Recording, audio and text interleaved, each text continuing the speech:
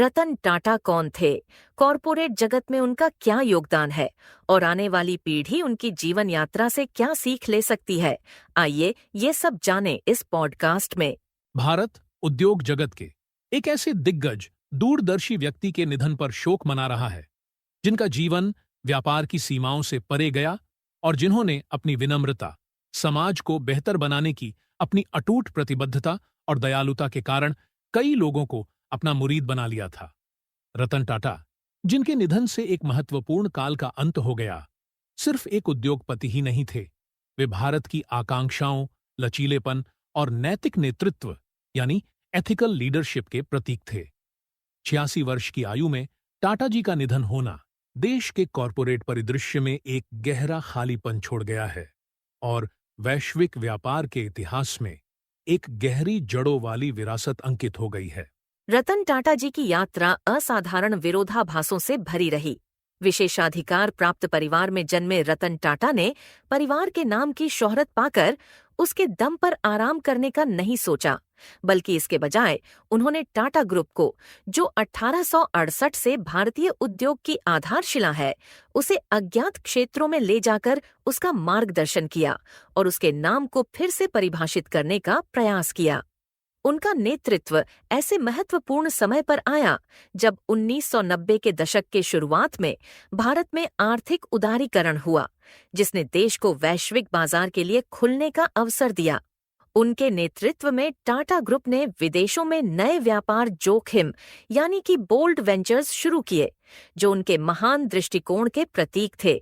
इनमें 2000 में Tetley tea की खरीद, 2007 में एंग्लो डच स्टील निर्माता कोरस की खरीद तथा 2008 में जगुआर लैंड रोवर का अधिग्रहण शामिल है, जिससे टाटा न केवल भारत में बल्कि पूरे विश्व में एक प्रभावशाली नाम बन गया। फिर भी टाटा की महत्वाकांक्षाओं को मिले जुले नतीजे मिले।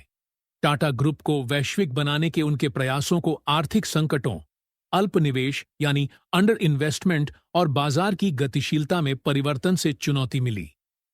कोरस के संघर्ष और दुर्भाग्यपूर्ण टाटा नैनो कार परियोजना जैसी असफलताओं के बावजूद टाटा जी अडिग रहे, क्योंकि उन्हें विश्वास था कि भारत विश्व मंच पर मुकाबला करने की क्षमता रखता है। उनके नेतृत्व ने टाटा समूह को सर्वाधिक खुले विचारों वाले भारतीय समूहों में से एक बना दिया तथा प्रगति, नई खोज और राष्ट्रीय गौरव के लिए प्रतिबद्ध कॉरपोरेट इकाई के रूप में इसकी प्रतिष्ठा को मजबूत किया। व्यवसाय से परे टाटा एक बहुत ही सिद्धांतवादी व्यक्ति थे।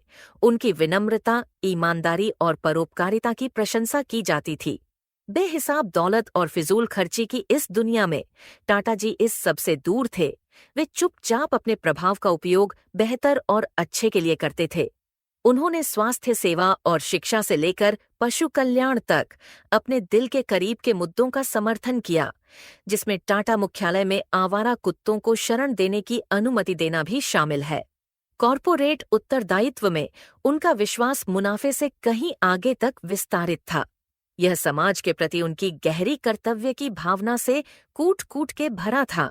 टाटा ट्रस्ट्स, जिसके माध्यम से उनके अधिकांश परोपकारी कार्य संचालित होते थे, एक समतापूर्ण और न्यायपूर्ण विश्व की उनकी परिकल्पना का साक्षी बना हुआ है।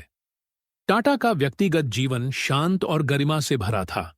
उन्होंने विवाह न करने का निर्णय भी ये कहकर लिया था कि टाटा समूह के प्रति उनकी निष्ठा के कारण उन्हें अपना पूरा ध्यान उस पर ही केंद्रित करना होगा। ये जीवन में एक ही लक्ष्य को अपना आधार बनाकर रखना ही उनके संपूर्ण चरित्र को दर्शाता है। एक ऐसा व्यक्ति जो अपने से बड़े उद्देश्य के लिए जिया, जिसका प्रत्येक निर्णय उन लोगों के प्रति जिम्मेदारी की भावना से निर्देशित था जिनका वह नेतृत्व कर रहा था और जिस देश की वह सेवा कर रहा था। रतन टाटा जी का निधन भारत और व्यापार जगत के लिए एक बड़ा नुकसान है। फिर भी उनकी विरासत कायम रहेगी। टाटा समूह की बड़ी उपलब्धियों में, उनके द्वारा स्थापित नैतिक मानकों में तथा उनके परोपकारी कार्यों से प्रभावित लाखों लोगों के जीवन में। आनंद महिंद्रा के शब्दों में, मैं रतन टाटा जी की गैर मौजूदगी को स्वीकार नहीं कर पा रहा हूँ। शेष भारत भी इसी भावना की गूंज को महसूस कर रहा है।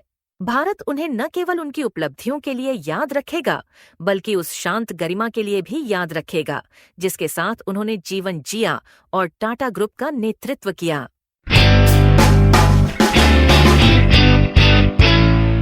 तो ये था एक्सपर्ट एक्स का एक और संस्करण। ऐसे अन्य विषयों के लिए हमसे आगे भी जुड़े रहिए। धन्यवाद।